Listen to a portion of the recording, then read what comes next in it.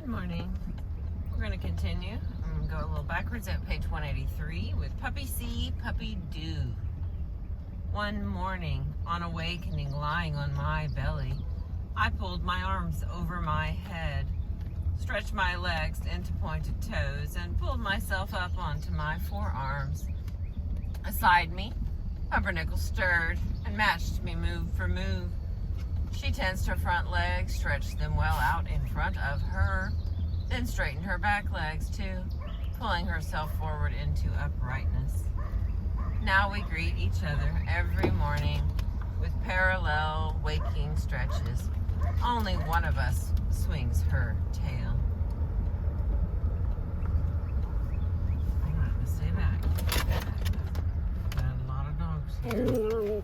I know. Even more interesting than learning commands would be the ability to learn by merely watching others, other dogs, or even people. We know dogs can learn from our instruction, but can dogs learn from our example?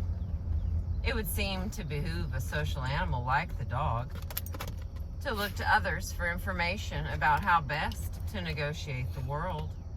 In many cases, though, the answer to this question is clearly no. Dogs have plenty of opportunities to see us eating politely at the table, yet they never spontaneously pick up knife and fork and join us. Overhearing us talking is insufficient to get them talking. Their only interest in clothes seems to be chewing them, not donning them. Amply exposed to our activities, dogs don't seem to know how to imitate us. This is not failing, though. It would distinguish them from members of our own species, consummate imitators that we are. As children and into adulthood, we ogle each other to see what to wear, what to do, how to act, and how to react. Our culture is built on our keenness in observing others act to learn how to behave ourselves. I need only see you opening a tin can with a can opener once before I can do it myself, one hopes. The stakes are higher than they might first seem for success at imitation. Not only gets you the content of the opened can, it is an indication of a complex cognitive ability. True imitation requires that you not merely can see what another is doing, not simply that you see how the means lead to an end, but also that you translate others' actions into your own actions. In that case, dogs are not true imitators, for even after thousands of demonstrations with the can opener, no dog has shown an interest. The opener's functional tone is mute for them. But this is not a fair comparison. You might complain. Dogs simply haven't the thumbs, nor the dexterity they allow to operate can openers or cutlery. Similarly, they haven't the larynx for speech, nor the need for clothing. And your complaint would be fair. The question is really if the dogs can be taught by demonstration how to do something new, not whether they are mini humans. Watch dogs interact for 10 minutes and you will see what looks like imitation. One dog flaunts a gloriously large stick, and the other finds a stick of his own and flaunts it. If one dog finds a spot for digging, others will soon join him at the growing hole. One dog's discovery that he can swim leads another dog to self-baptize, suddenly finding himself swimming too.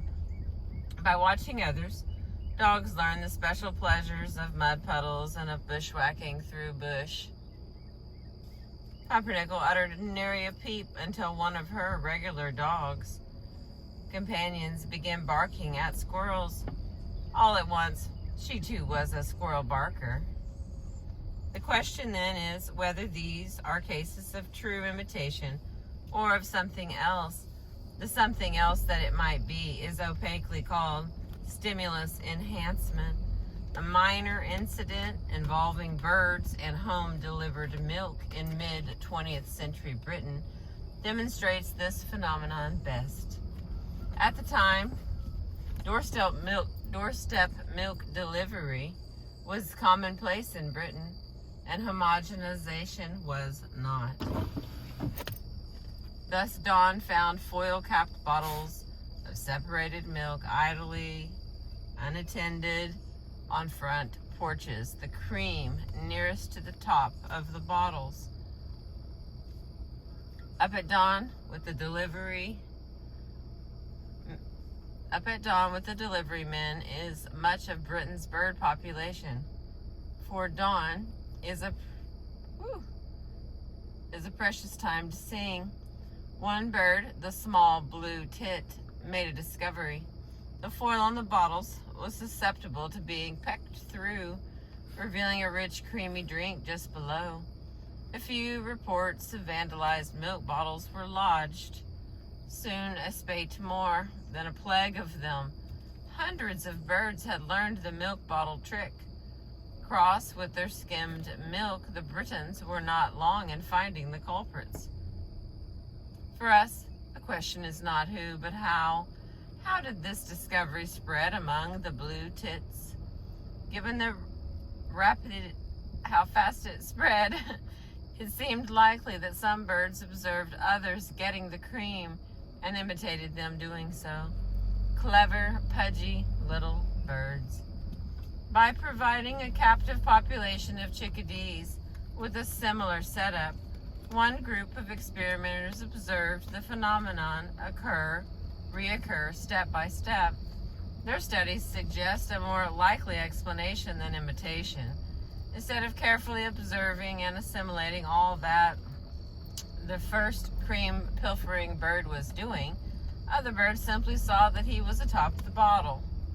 This may have attracted them to the bottles. Once landed on the bottle tops by doing a natural behavior, pecking, they discovered the foil's puncturability themselves. In other words, they were drawn to a stimulus, the bottle, by the first bird's presence. Its presence enhanced the likelihood that they too would become cream stealers, but it did not demonstrate how to do so.